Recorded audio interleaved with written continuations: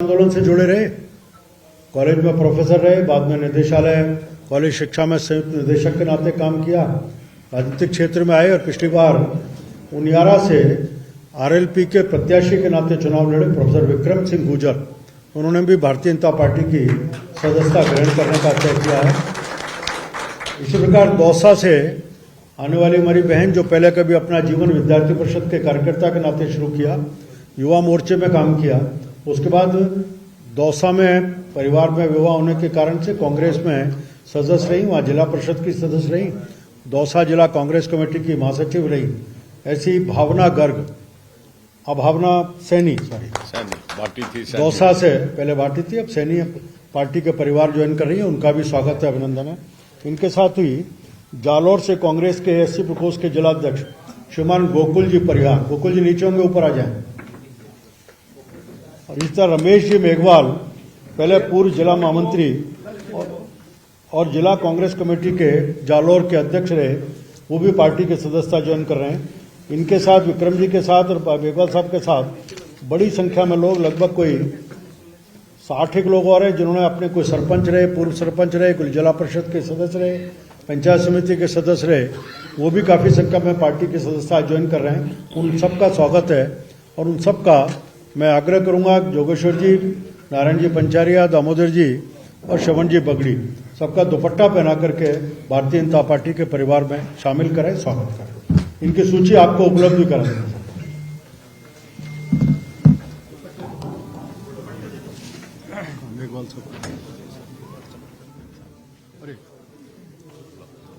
Sorry, एक नाम मैं भूल गया, जयपुर में अपन सब जानते हैं। तस्वीरें आपको जयपुर से दिखा रहे हैं और सदस्यता ग्रहण करने का सिलसिला जारी है। बीजेपी में लगातार जो नेता हैं, कार्यकर्ता हैं, वो सदस्यता ग्रहण कर रहे हैं और एक तरह से बीजेपी का कुनबा बढ़ता जा रहा है। तो बीजेपी मुख्यालय में, प्रदेश मुख्यालय में प्रेस वार्ता, अरुण चतुर्वेदी मौजूद, नारायण पंचारिया मौजूद और जो अलग अलग ज़िलों से लोग शामिल हो रहे हैं उनको भी यहाँ पर बीजेपी का दुपट्टा उड़ाकर उनका स्वागत किया जा रहा है, उनको शामिल बीजेपी में करवाया जा रहा है, सदस्यता ग्रहण करवाई जा रही है।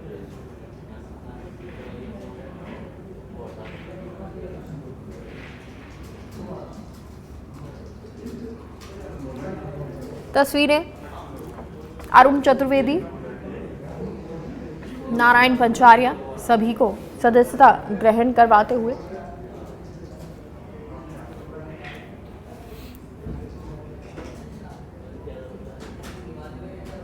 महेंद्र सिंह गुर्जर बीजेपी में शामिल हुए हैं। तो वहीं और भी कई नाम हैं जो बीजेपी में आज सदस्यता ग्रहण कर रहे हैं।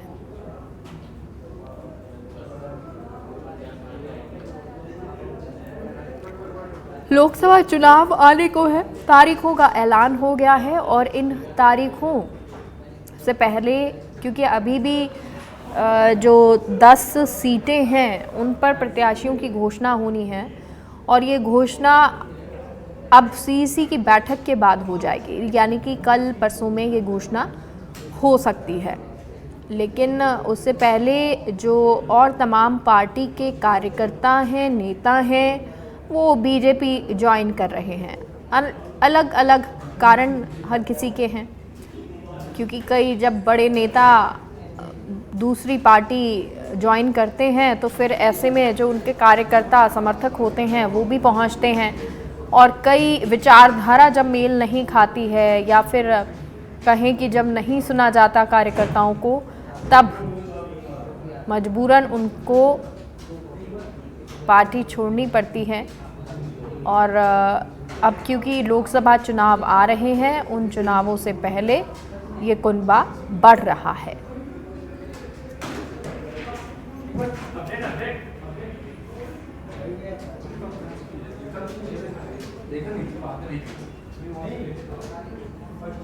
विक्रम सिंह गुर्जर बीजेपी में शामिल हुए हैं और भी आपको नाम बता रहे हैं जिनका बीजेपी में शामिल होने का सिलसिला जारी है। जालौर से पूर्व विधायक रामलाल, ये भी बीजेपी में शामिल हुए हैं।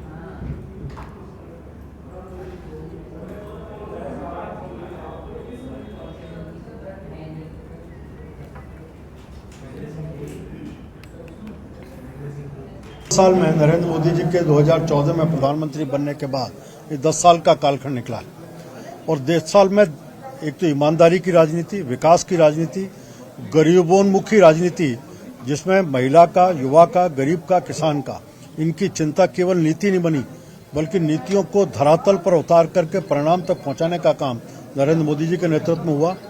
आंतरिक सुरक्षा का विषय होगा तो आम आदमी की आश्वस्ता खड़ी हुई। बाह्य सुरक्षा में भी आज दुनिया के किसी देश में भी भारत का कोई नागरिक अकेला भी फंसता है तो उसको विश्वास है कि भारत की सरकार मेरे साथ खड़ी है। इन सब को लेते हुए और जिस प्रकार से आज आम आदमी को इस बात की आश्वस्ता मिली है कि नरेंद्र मोदी है तो मेरा भविष्य ठीक है, इसके साथ ही पिछले 2.5 महीने में भजनलाल जी के नेतृत्व में राजस्थान की सरकार और डबल इंजन की सरकार, उसने चाहे वो 2.5 महीने के अंदर अंदर, चाहे हम कह सकते हैं ERCP जैसा रुका हुआ प्रोजेक्ट रुका, यमुना जल का समझौते को जो लंबे समय से 50 साल से कांग्रेस राजनीति कर रही थी लेकिन उस दिशा में सकारात्मक प्रयास नहीं किया, उसको करने की बात होगी। पेंशन की बढ़ोतरी का विषय होगा। हाल ही में बिजली को लेकर के जो 1 लाख करोड़ से अधिक का समझौता हुआ है वो 2.5 साल में बिजली के ऊपर आत्मनिर्भरता भारत की, राजस्थान की समाप्त करेगा। इन सब विषयों को और दूसरी तरफ कांग्रेस का नेतृत्व जो दिशाहीन है, नेतृत्वहीन कांग्रेस है। आज जब सारा देश की सेना के साथ खड़ा होता है, कांग्रेस का नेतृत्व सेना के ऊपर प्रश्न चिन्ह लगाता है, चाहे वो सर्जिकल स्ट्राइक का विषय हो या डोकलाम का मुद्दा हो। इन सब को लेकर के आज कांग्रेस बाकी दलों में और इसके साथ समाज जीवन के विभिन्न क्षेत्रों में काम कर रहे लोगों ने आज भारतीय जनता पार्टी के साथ जुड़ने का तय किया है।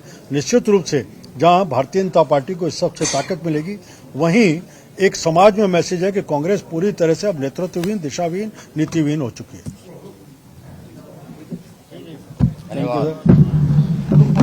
फोटो ले लो भाई, ग्रुप फोटो ले लो। तस्वीरें आपको दिखा रहे हैं और बहुत सारी बातों का जिक्र अभी अरुण चतुर्वेदी ने किया है, चाहे वो सेना भर्ती को लेकर किया हो और तमाम, चाहे किसानों को लेकर जिक्र करना हो। तो प्रेस को